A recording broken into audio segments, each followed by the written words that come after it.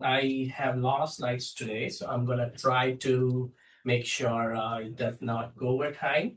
And I'm also trying to speak slowly, which I have been given feedback by my wife. When she attended my conference in IKMT, and she's like, "You have to learn to speak slowly." So I'm gonna try. So hopefully, so I might not go in detail of each slide. It's more of an introduction first, some case-based examples after, and some information about transplant. So please feel free to interrupt me in the middle of the conference. You're not interrupting. I'll be happy to go in, try to answer if I can. So I always try to give some parallel themes, and I'm a physics enthusiast. So my parallel theme in this time is student versus professors. And I'll try to give some iconic examples where. I have a question. You asked. Out of curiosity, is your wife watching? Not right now.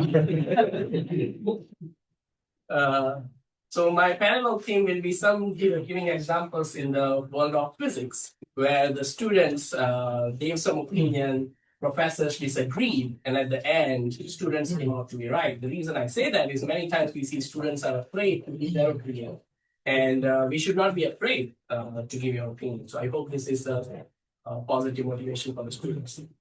So basics, I'll try my first 10 minutes, I'll try to go over some basics for AL amyloidosis. It's primarily disease of misfolding of light chains. There is a, we don't know exactly what type of mutations, but we think there are some mutations in the RNA structure where it leads to a misfolding of the light chain during the formation. And this misfolding ultimately leads to formation of oligomers, and these oligomers will convert into the fibril, which fibrils are being deposited into the tissue. So it is primarily a problem of misfolding of the light chain. If we were to broadly categorize myeloma and AL amyloidosis is primarily a qualitative problem of a light chain. Now, I like proof of concept. This is an old study published in 1992. And what they did is patients with AL amyloidosis, they isolated the light chains, injected them into the mouse, and mouse developed the same fibril of lambda light chain that the humans had, trying to show that it's primarily the abnormality of the light chain and not mainly the host, environment, and other factors. It is the light chain that causes the misfolding of the amyloidosis. Now, I have a few points, whether they are myth or not, I'm not going to disclose. I hope at the end of the presentation we can differentiate which one is a myth and which one is not a myth. Management of AL amyloidosis. First, AL amyloidosis is a rare glomerular disease among all the glomerular diseases. Second, mortality in kidney AL amyloidosis is high. Third, kidney AL amyloidosis always progresses very slowly to end-stage kidney disease. Fourth, nephrotic syndrome with kidney AL amyloidosis in advanced CKD should be treated conservatively. Fifth, almost a third of the patients with kidney AL amyloidosis do not respond despite appropriate therapy. Six, kidney transplant in AL amyloidosis should be considered only in the exceptional cases and only after prolonged remission, like 2 years of remission. Okay, so we'll get started. AL amyloidosis, is it rare glomerular disease compared to other glomerular diseases? So let's see what's the prevalence.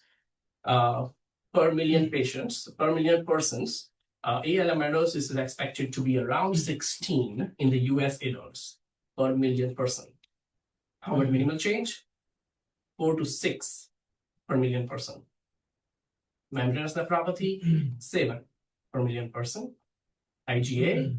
Now, IgA is the world's most common glomerulonephritis, but it's more seen in Asian population. If we take just the Western population, it's 4 to 14, depending on the study we use. Vasculitis, 15 to 30. So it is among all the glomerular diseases, it is not a rare glomerular disease. The reason we may see less in nephrology is many are being taken care of traditionally by hematology. Yes. My apologies. But that does account for your myeloma also, correct? If they have biopsy-proven AL amyloidosis, you can have AL amyloidosis on top of multiple myeloma if they were to pursue kidney biopsy. So in some ways, this reflects a pure just AL amyloidosis as well as myeloma-associated amyloidosis, a full-blown myeloma. Okay, got it. Sorry. Yes, yes. As far as they have kidney, AL amyloidosis is included. So kidney amyloidosis is included into that number. But Yes. the others are kidney diseases. Correct. Okay, next, kidney amyloidosis versus other organ AL amyloidosis. Study in 2019, it was a Mayo group that published it, 592. Now, usually you will see most AL amyloidosis studies are single center studies, and you'll see 500, 600 numbers, 700 number in a single center study. It gives an idea that they are not rare diseases. So 592 Mayo Clinic study, 2008 to 2015. What they did is very nice. Like, this is not commonly done in AL amyloidosis study, and they've tried to show that if you have only kidney involvement and do not have any other organ involvement, overall survival is relatively significantly better compared to the patients who have kidney plus second organ involvement. But majority of the second organ involvement is cardiac involvement.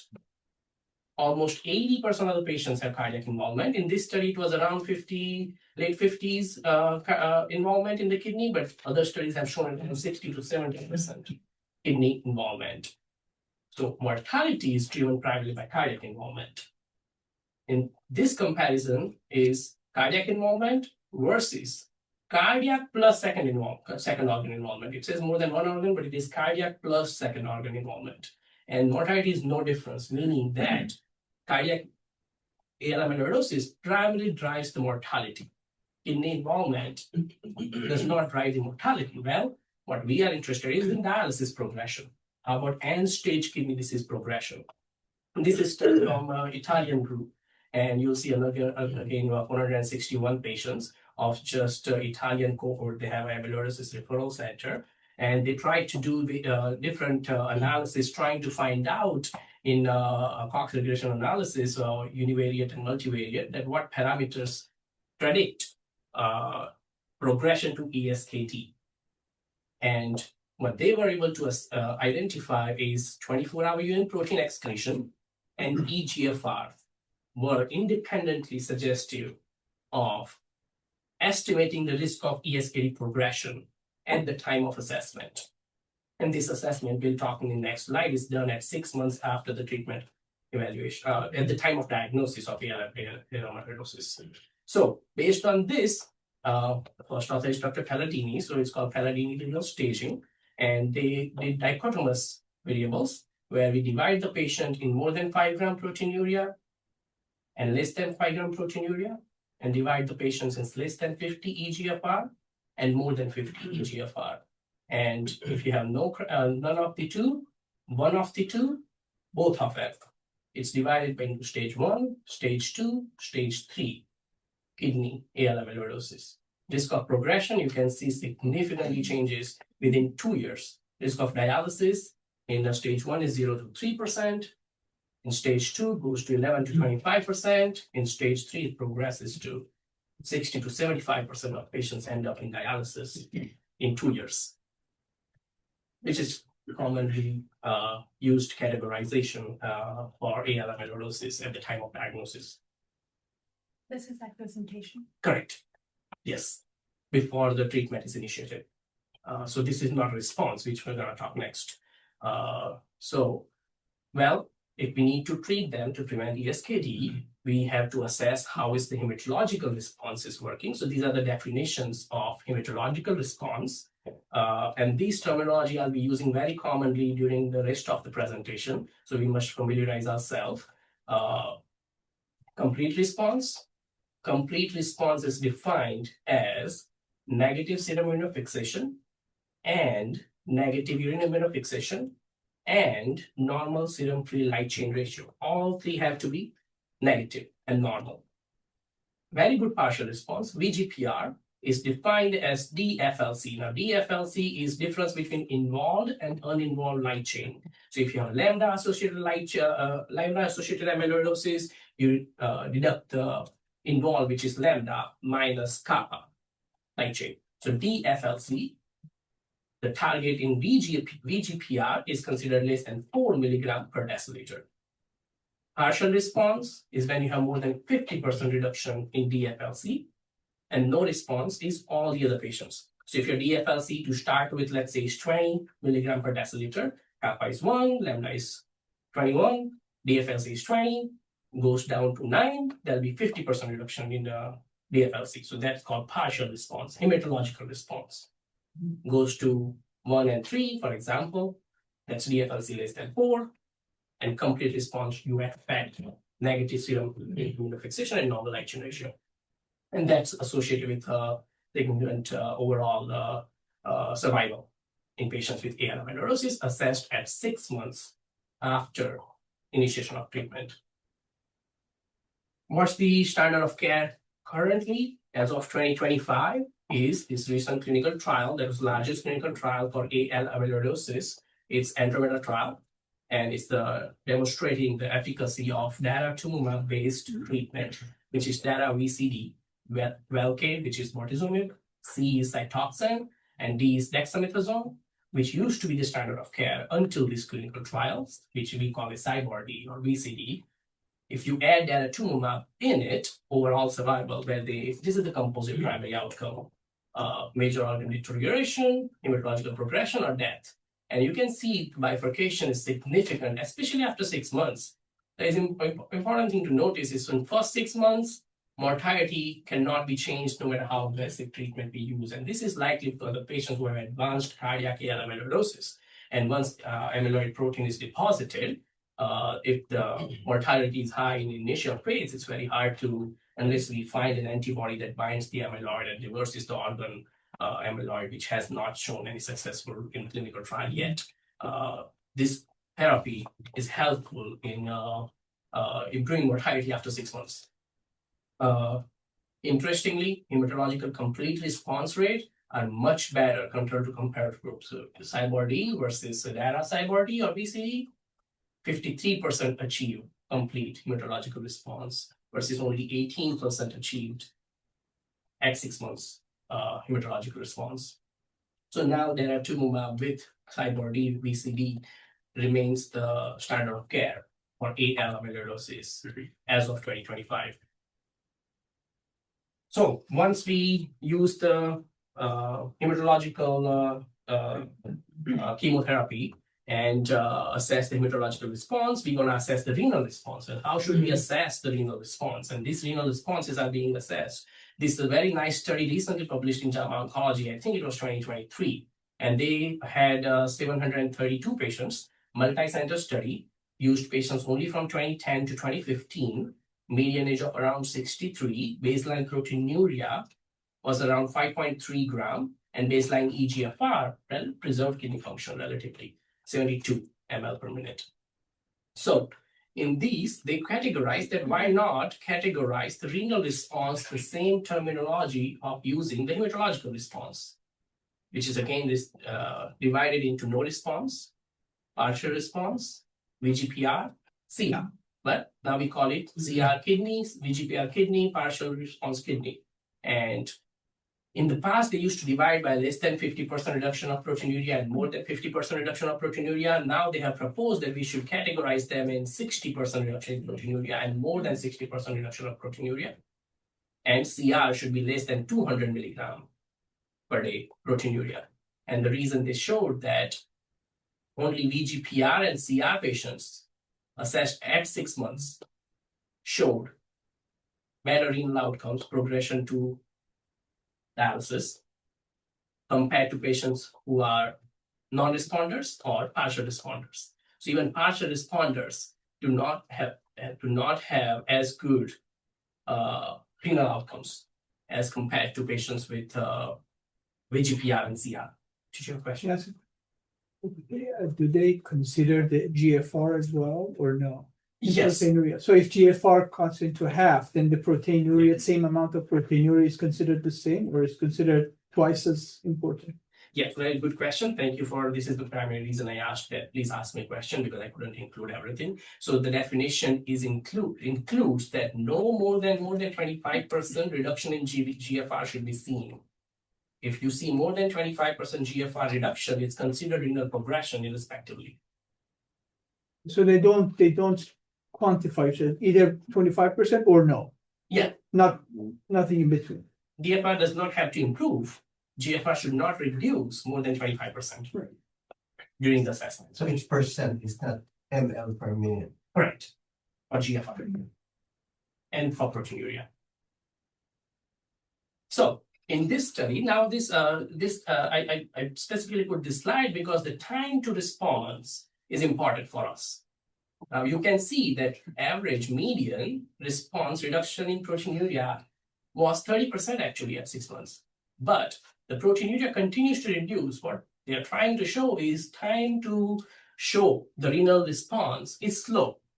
It takes time. So we should not expect, as far as we have complete hematologic response or VGPR hematologically, we should not expect renal response at 6 months. The time to actually median time to base renal response was 16 months.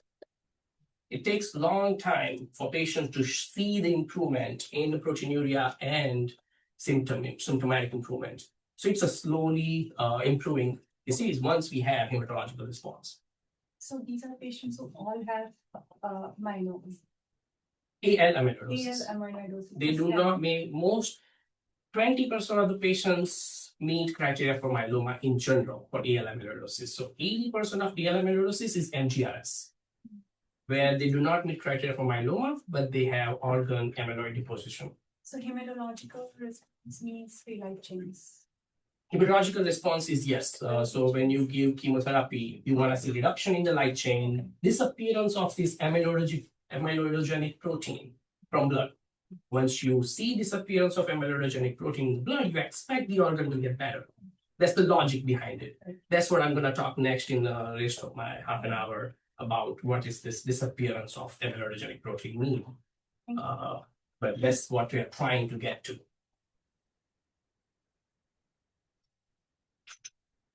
Okay, so introduction in summary. AL amyloidosis is not a rare glomerular disease. Mutations in the light chain misfolding are the primary culprit. Kidney AL amyloidosis does not have high mortality, while cardiac AL amyloidosis does. Graded hematological and renal response criteria should be used in clinical practice, and dara-BCD remains the first line of therapy in treatment of AL amyloidosis based on Andromeda trial. Okay, so now this is the introduction. We'll give one example of our physics as I promised.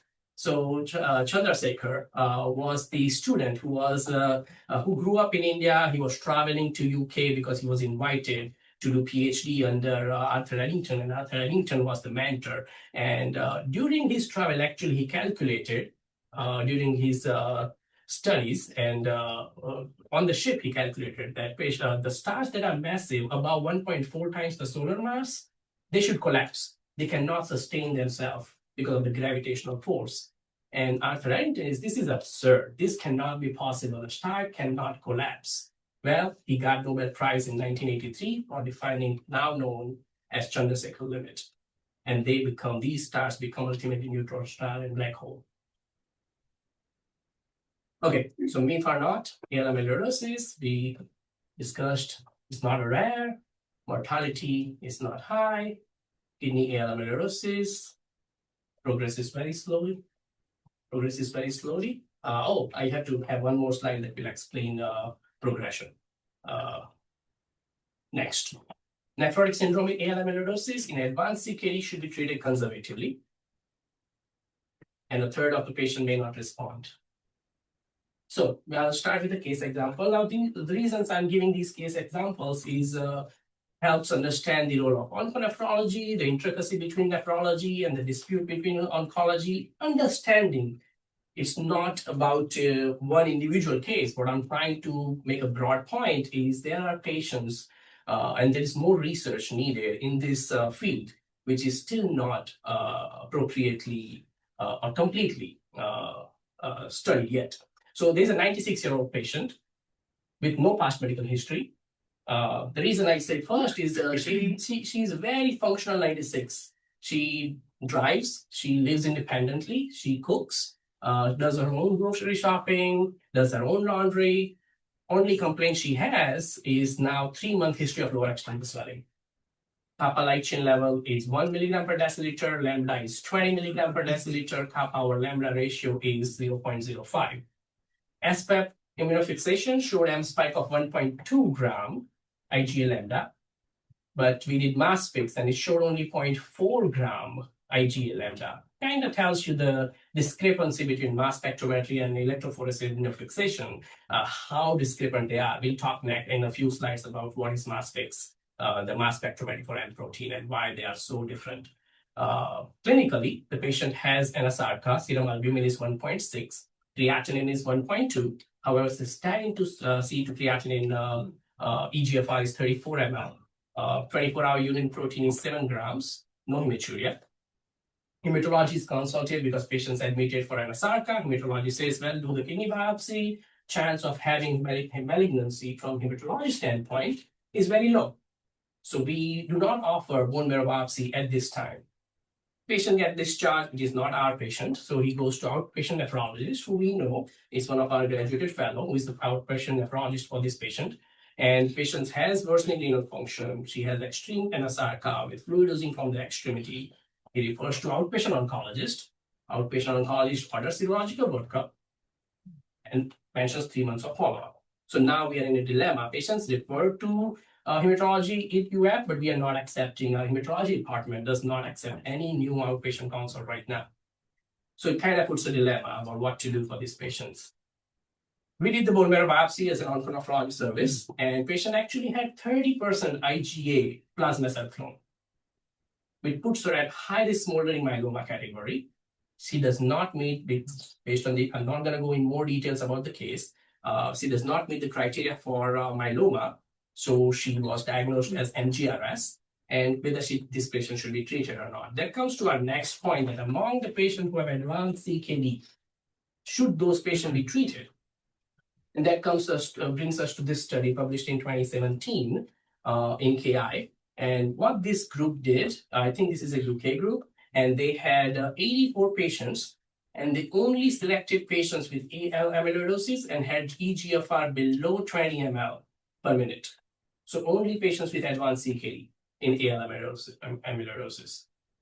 And you can see the median EGFR is 10 ml, range is 10 to 19 ml. 70% of the patients have severe IFTA. So advanced CKD. Well, if we see when these patients are treated, and these patients are kidney AL amyloidosis, when we reduce DFLC more than 90% versus patients who do not achieve more than 90% reduction in DFLC, the composite outcome of death and dialysis is significantly different. Not only that, patients who achieved the same within 3 months compared to those who achieved at 12 months, risk of progression to dialysis is very fast, kind of suggesting it's an urgent indication to start the chemotherapy in the patients, even with advanced CKD, with AL amyloidosis who are symptomatic.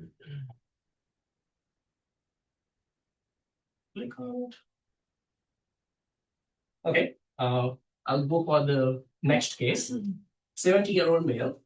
He's a retired firefighter. He used to live in New York, and he had kidney biopsy proven. This is old records. He has kidney biopsy proven AL amyloidosis with lambda. Bone marrow biopsy at that time had 5% plasma cell clone. DFLC is 9 at that time, and he has no M spike. SPEP is negative, and immunofixation is just trace protein positive. He doesn't get any clone-directed therapy, but gets bone marrow transplant in 2017. Moves to Florida. In Florida, he's being followed at outside center. He's not UF patient. Again, these are all second opinions and from outside patients. He's following it outside oncology at a tertiary care center. Over there, his serum immunofixation remains negative. Urine immunofixation is negative. Light chain ratio is normal, so he meets the definition of CR, complete hematological response. but his swelling is getting worse and his proteinuria is getting worse. So he seeks more attention. However, hematology at this side says if patient has complete hematological response, there is no abnormal amyloidogenic protein in blood, so we are not going to start any therapy for this patient. So patient seeks for second opinion. So he comes to Onco-nephrology clinic. He actually went on a cruise and he started oozing fluid from his extremities. So he had to get off in Ireland, get some diuretics in emergency room in Ireland. And he comes to see me like after getting off the cruise the next day. These are the baseline parameters at the time of evaluation. Serum immunofixation is negative, urine immunofixation is negative, light chain ratio is normal. So he meets the definition of complete hematological response. We did the repeat bone marrow biopsy, 3% plasma cell clone, kidney biopsy, persistent presence, not persistent, there is a presence of lambda amyloid protein. His EGFR is, creatinine EGFR is 55 ml per minute, proteinuria is 10 grams per day, cystatin C-based EGFR is 31, serum albumin is 1.8. So significant nephrotic syndrome. So I talked to the oncologist that I think this patient needs to be treated. And they mentioned that we discussed in tumor board and the tumor board does not recommend treatment for these patients. Now, I don't want to put one person, so I remove the name. I'm not putting one person on the spot here. I did talk to my other colleagues, so our oncologist, my friend, and he said, yes, if patient makes CR, we don't treat those patients. There is no indication to give chemotherapy. Yes. They do the mass spectrum. Coming next. So, well, why? So next we did the mastics, and this is a very nice image of what you see in mastics, and I'm going to talk more details of mastics and importance of mastics. But here you can see negative control in this patient. Question is, does this patient have amyloidogenic protein in blood or not? Well, the mastic shows there is a tiny unquantifiable lambda spike, which is monoclonal protein. So mastics does have a presence of lambda monoclonal protein. So here we start this patient in the daratumumab single agent on monotherapy only. There is no guideline for these patients. This is not daratumumab, traditional AL amyloidosis we can go for. So we start this patient on daratumumab. Just in 3 doses, his lambda has disappeared in the blood. The mass fix is negative. Now, this is, we only give him 4 months of therapy total. He got to significantly hypogammaglobulinemic. But now, 1 year later, his serum albumin has gone up to 3.6. He has no swelling. He's not even on diuretics. And he actually recently went on a cruise. And no swelling after cruise trip this time. So the reason I bring up this case is not to talk about just one case, but what's the problem in the definition of CR here? You just gave him that. Single agent. So this study was published in 2020 in Blood Cancer Journal. And this is the Italian group, the Palladini group we talked about that has done the majority of the research. And they concluded that in conclusion, our data do not support updating the response criteria based on the FLC measurement. ACR should remain the goal of therapy and tolerability allows. And in that study, they showed that if you compare CR with any other parameter of response, the mortality is better in ACR compared to individual parameter. However, if you take just the patient with ACR and see if you achieve a deeper hematological response beyond ACR, which is defined by involuntary light chain normalization. So you can still have abnormal involuntary light chain and still have normal light chain ratio. But if you go even more chemotherapy, normalize the involuntary light chain, do they have better organ response? And in their study, they, in 161 patients had CR. And among the 161 patients with CR, if you normalize the involuntary light chain, the organ response was not better. So they said there's no need to go deeper in the hematological response after CR is achieved. However, this is the Mayo group, and Mayo group published, and in their same sample size, 148 patients. In their study, normalization of involuntary light chain among the patients with CR was associated with better organ response. Now, one group shows better organ response, other group shows no better organ response. Now, What could be the difference? Let's do head-to-head comparison. Well, how they define organ response is the point, because here they defined organ response at 6 months. And here they define organ response as based response to first-line therapy, which could be any time. And we showed earlier that time to response is long. It can be 10 months, 16 months, median time being 16 months.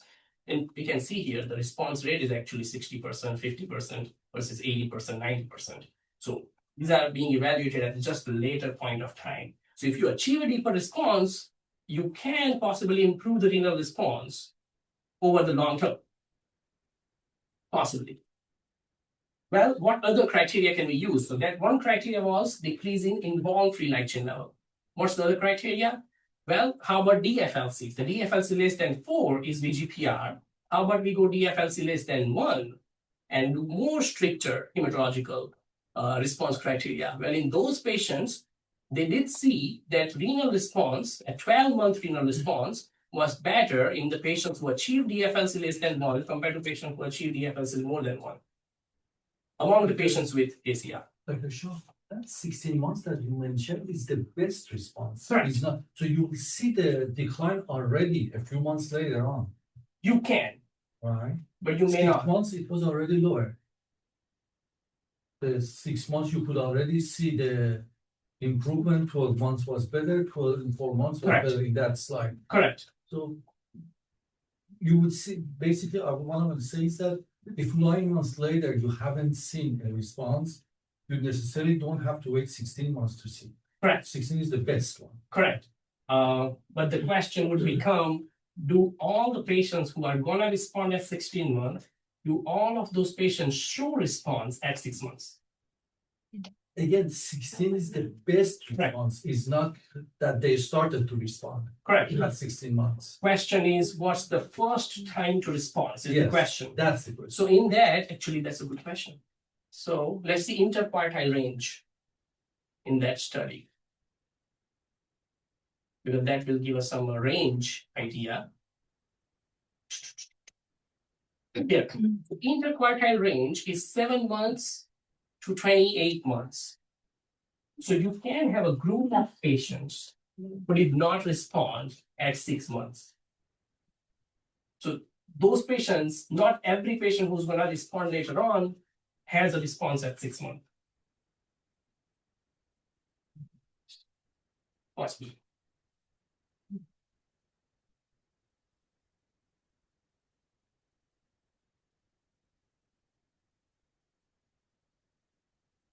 I have a question. Does it mean then that for those who have not responded earlier, they just persistently continue the treatment? That's the whole, I think, issue in the treatment of AL amyloidosis. And that's, I think I'm going to try to address that in the next slide as well. So thank you for bringing that point.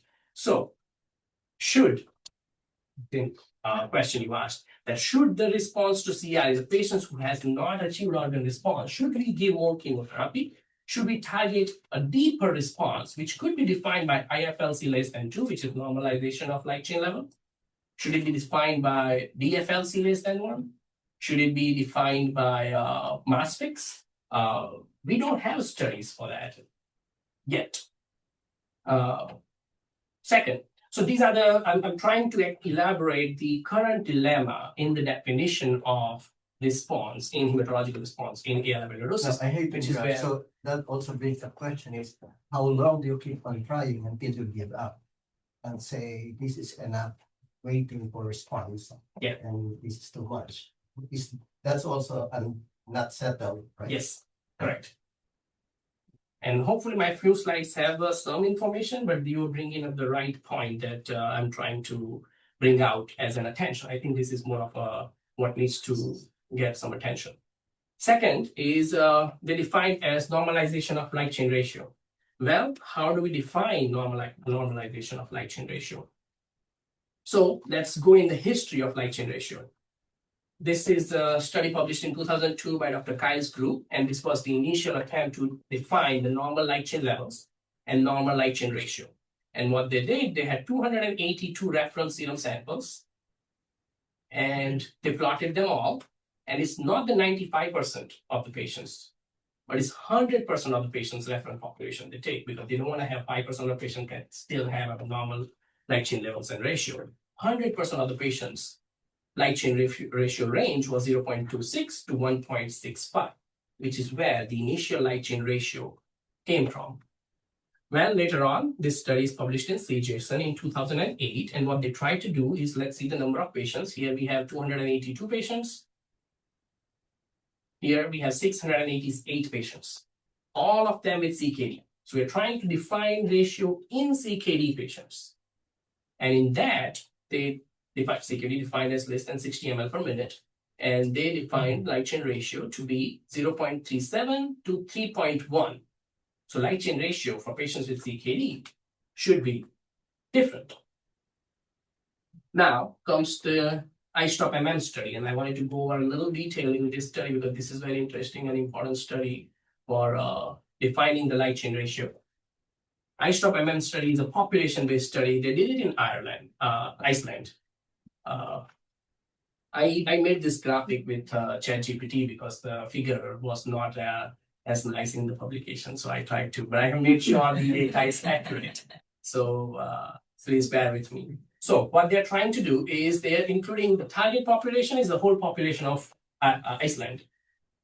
140 who are registered resident of Iceland and age above 40. So if you are in Iceland, I keep mistaking with Iceland, and you are living in Iceland beyond 2015, and you were born before 1975, you are a target population.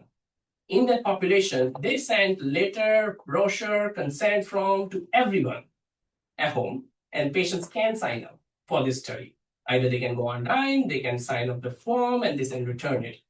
After they got consent from almost 54% of the target population, which is 80,000 patients, almost 80,000 patients.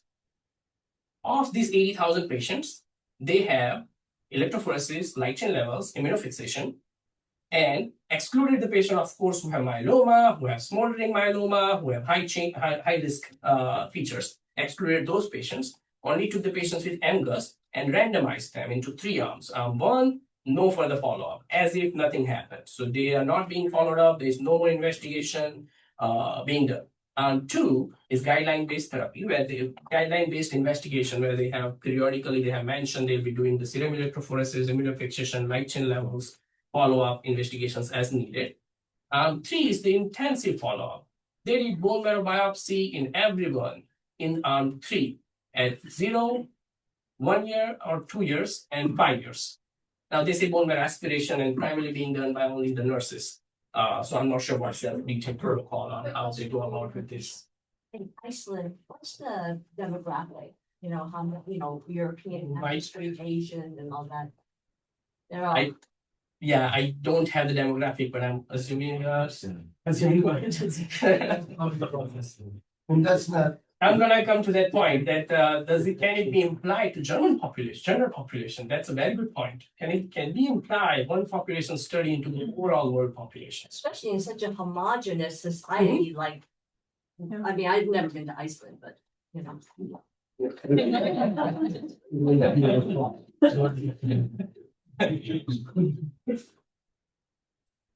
Okay, so let's jump to now there are going to be many publications coming out from this study because they are doing different analysis. That was just the design published.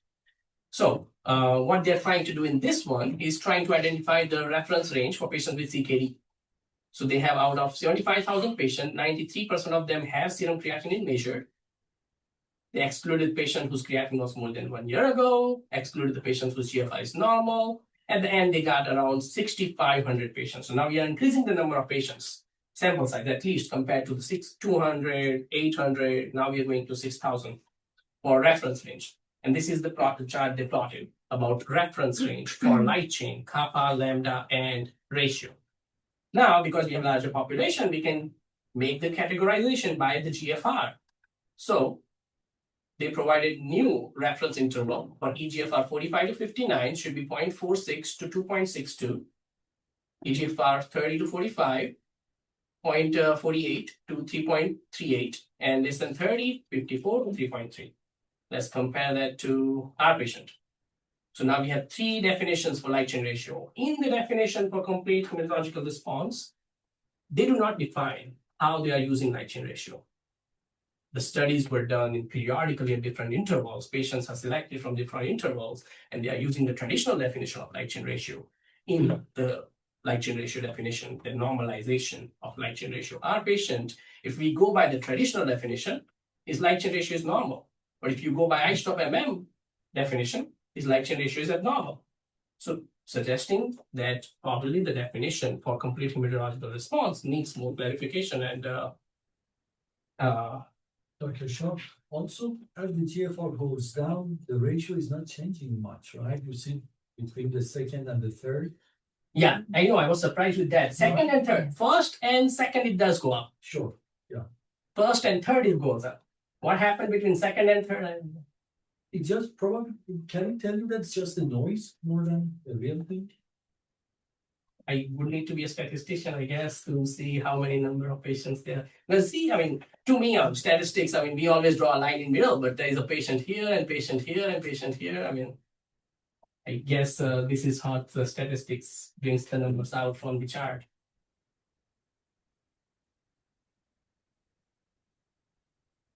The rationale they give is the molecular weight. Kappa is half the weight than lambda.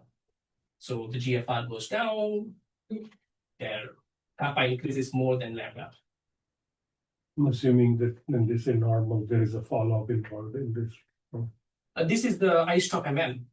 No, but for all of these for the people to say first that and these are second? normal, that Good these question. people didn't develop a myeloma later on. Good question. So in I/MM, they are doing 1 year, 2 year, 5 year bone marrow biopsy. So I/MM did. In the previous 2008-2002 study, they only excluded the patient with monoclonal protein, took the patient with polyclonal chains, and gave the ratio. No follow-up in those ones. I'm not sure they later published it, then I have to check on it. Okay, so that brings out to the question Dr. Lau asked, what is mass fix? So I would like to go in a little bit information. We have a little bit time, so I'll try to go explain what is mass fix, mass spec protein. So what they do is you use a sample with matrix, and it's called matrix assisted laser desorption ionization. So where you hit it with the laser, increase the temperature, ionize it. Now these ionized protein molecules are going through TOF, time of flight. What it measures is time of flight, meaning the molecular weight will decide how fast they fly through the tube. And then you can calculate the exact amount of molecular weight of that protein. Well, this is how you would see the graph. So you can see that there is different molecular weights of lambda and different molecular weight of kappa. Just to note for students, all immunoglobulins are actually monoclonal, right? Because every light chain has a single molecular weight and it's being produced by single cell. The way we define M protein is it has to be expressed above the polyclonal background. Then we call it monoclonal. So you have different molecular weight of kappa here, but there'll be a spike of same molecular weight protein being repeatedly produced. So it has to be expressed above the polyclonal background. So if you have a pathological protein which is below the polyclonal background, you cannot detect it with this technology. It could be still misfolding, it could be still causing amyloidosis, but we cannot detect it. So have they done a study to show that mass fix should be used in the definition of CR? Because we are trying to say go in the deeper response. So how do we know there is a molecular protein in the blood or not? Well, very small study, 33 patients, which is in amyloidosis, is a very small number of patients who had, this is a Mayo group because by default they do mass fix now. Mayo does mass spectrometry for every serum electrophoresis and immune fixation if it's negative. So now they have a good number of mass fix samples are available. So they had 33 patients with patients achieving CR. And in those patients who had positive mass fix versus who had negative mass fix, they showed the progression-free survival, which is proportion of patients who progress is higher. So if you have positive mass fix, you're more likely to relapse with AL amyloidosis compared to you didn't.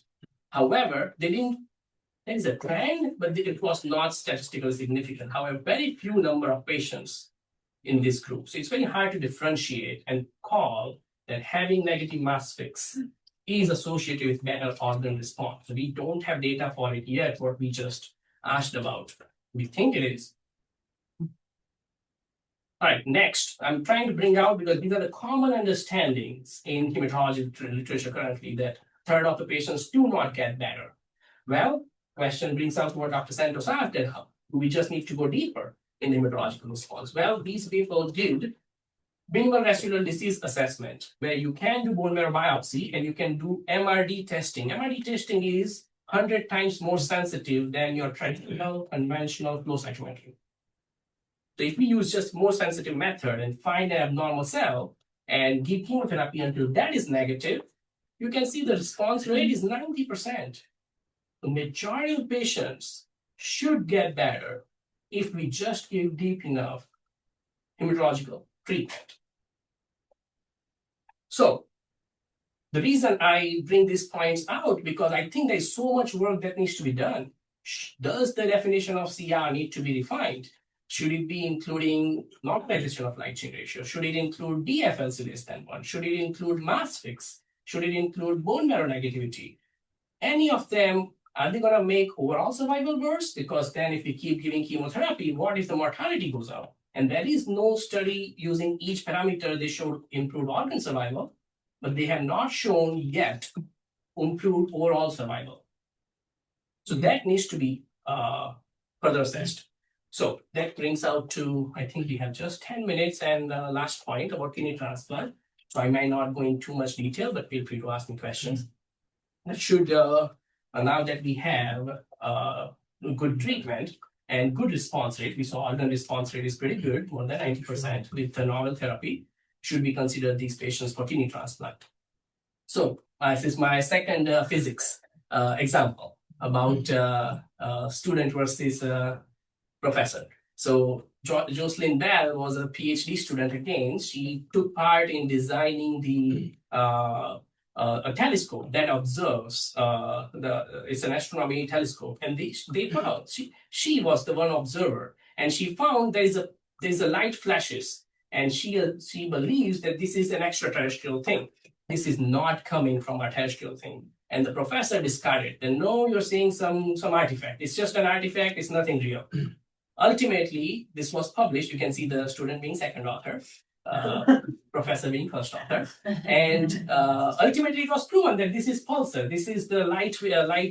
It's spinning so fast at the speed of light that these are the neutron stars. They're electromagnetic frequencies that come out that's producing this light, and it's called pulsar. You can see the Nobel Prize this time goes to the professor. But fun fact, it was 1972, I think, when women were first allowed to run marathon in Boston. Okay. Mary Curie had 2 Nobel Prizes by then, so that would not be a precedent. That's right. Good point.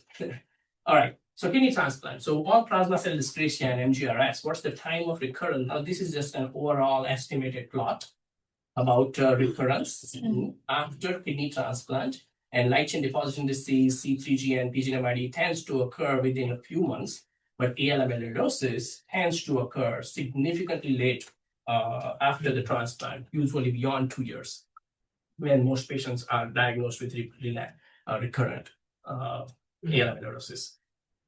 So this is a multi-center study. Of course, there are so many small studies, and then these are the multi-center studies. So I'm just going to talk about this multi-center study where they looked at the outcomes of kidney transplant patients who received kidney transplant after the treatment of AL amyloidosis.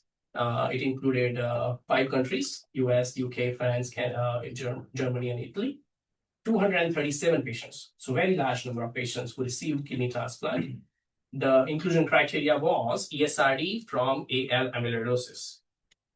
Not all the patients are biopsied. So if you have organ biopsy, abdominal fat pad biopsy with amyloidosis, these patients don't always get kidney biopsy, as far as they have AMGUS and tissue diagnosis of amyloidosis. Who underwent transplant from 87 to 2020. So long period of time. Well, I won't go too much detail in baseline characteristics, but you can see 65% of patients are white, 95% have kidney AL amyloidosis. Median age at transplant is 60. Median time from ESRD to transplant is 2 years. Hematological response to kidney transplant is 2.2 years. Follow-up period, 8.5 years after kidney transplant, varied from 0 to 29 years. We can see here, the number of transplants have gone significantly up in AL amyloidosis patients. Before 2000, very few. Before 2010 to 2000, it goes up to 2020. So, and you can see the revolution in clone-directed therapy and patients achieving good response and getting more and more transplants. So this is the era where a lot of patients are getting kidney transplants. Well, which patients should get transplant? So here they define that patients with CR and VGPR, if you achieve CR and VGPR combined, compared to PRNR, chance of recurrence is higher in PRNR compared to CR-VGPR, which would make sense. Patients who have CR-VGPR do not have recurrence as much. But look at this. Now, CR versus VGPR. Now, VGPR have chance of recurrence is higher compared to the patients who have CR. Now, should we only transplant patients with CR or should we transplant CR and VGPR? Well, what they're comparing it with is graft survival and overall survival. But that's what ultimately matters because you can treat even if it has recurrence. So graft survival and overall survival was not different between CR and VGPR. So ultimate recommendation from the group is patients with CR and VGPR should be considered for kidney transplant without any wait period. And they claim that if you compare the outcomes, 5-year outcomes, compare that to the patients who are above the age of 65, compare that to the patients with diabetes, they're not very different. Overall survival. So their suggestion, this is recently published in 2025 November, and their suggestion is there is no need to postpone kidney transplant once an optimal hematological response is achieved because risk of hematological progression is low. Maintenance therapies for AL amyloidosis could be continued until 2 to 4 weeks before and should be held peri-transplant. Kidney transplant regimen should not include IMID, which is your lenalidomide and thalidomide-based regimen because they have a higher risk of rejection. There is no data to suggest what is optimal induction regimen, what is optimal maintenance regimen. They were all left to individual center. This is a retrospective study. And we should periodically, every 3 months, we should assess them for recurrence. Large number of patients in this study were from Mayo, and Mayo does protocol biopsies. But individual center can choose how they want to assess the patient for recurrence. So I wanted to put a last announcement that now Onco-nephrology is now part in our center. We have new oncologists who have joined in tumor board and in malignant hematology. And since this year, Onco-nephrology is now part of tumor board. So all these patients I'm managing, I know we have a lot of questions. And the point is, what if they need second-line therapy? What if they need bone marrow transplant? This is not one-person game. It has to be a tumor board that manages. And now our tumor board is so nice that I'm part of it. So we go in a monthly meeting and these patients are discussed. So all the adatumumab you're seeing or what is I'll be giving, it's being done with the discussion of tumor board. So if any of you have a patient and you would like a tumor board opinion, it'll be easier to get now with collaboration. And that's pretty much it.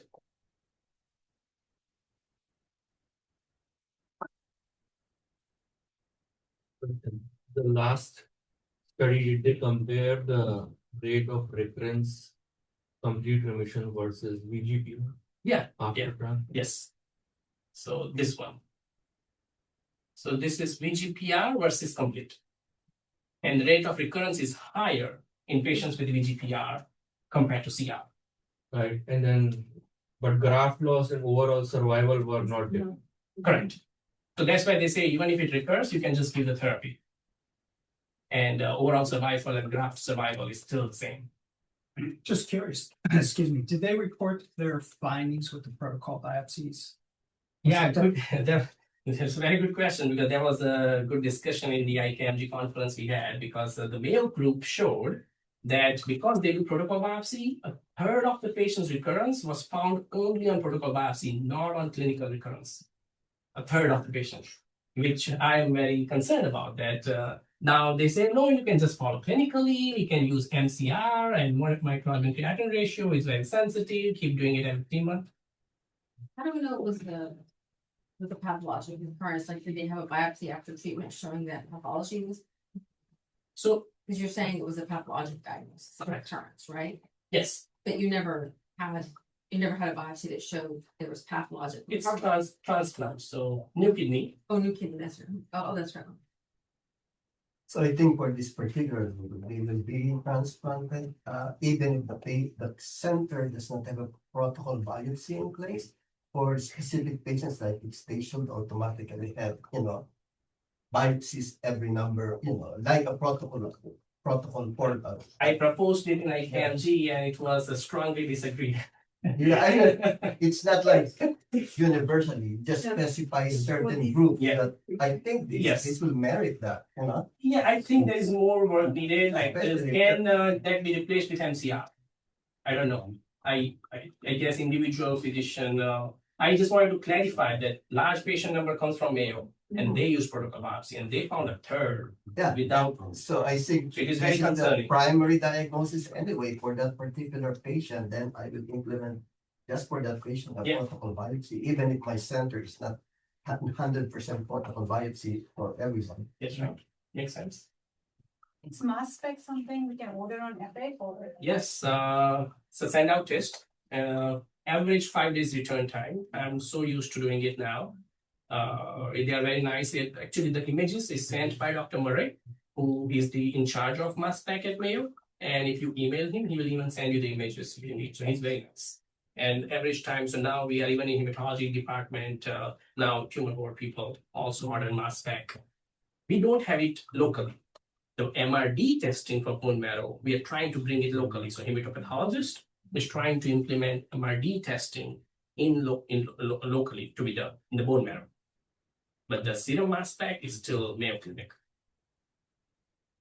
Fantastic. This was wonderful talk. We all said till 1 o'clock, so that's a testament. And on top of it, one question I had physiologically is conventionally you are taught that amyloid are non-resolvable fibrils and that over the period of time they do not. For this particular AL amyloidosis to be this good resolved, what do you think has it been proven that these pathological amyloid deposits have resolved? Has anybody looked at that? Not formally. There is not a formal study showing positive biopsy, negative biopsy, but I think the understanding is pathologically we do see amyloid go away. Now we don't have any antibody to bind with it at this time, so we just have to depend on stopping the production and let the body clean it up. Kind of. So there are these Hematological. repeat biopsy studies which show that it goes away. Experience, but there is no formal study, if that's the question. So what happened to the late interim with 90s and the firefighter gentleman? Well, firefighter gentleman, he just went on cruise with swelling. He's without nephrotic syndrome now. His light chains actually are remaining below 1 milligram per deciliter even after just 4 months of daratumumab, after 1 year. So he's in persistent remission. The lady is started on daratumumab now. We did not do kidney biopsy after discussion in the tumor board because we thought it's curiosity kills the cat because he's 96. IR is very concerned about doing biopsy. There's high risk for complication. And our assumption is MGRS because it's high risk smoldering myeloma and she qualifies for daratumumab, even for high risk smoldering myeloma. So we rationalized it in that way. So she's receiving therapy, her light chains are coming down. We'll see how it goes. These are the cases keeps you up at night. Right. Yes.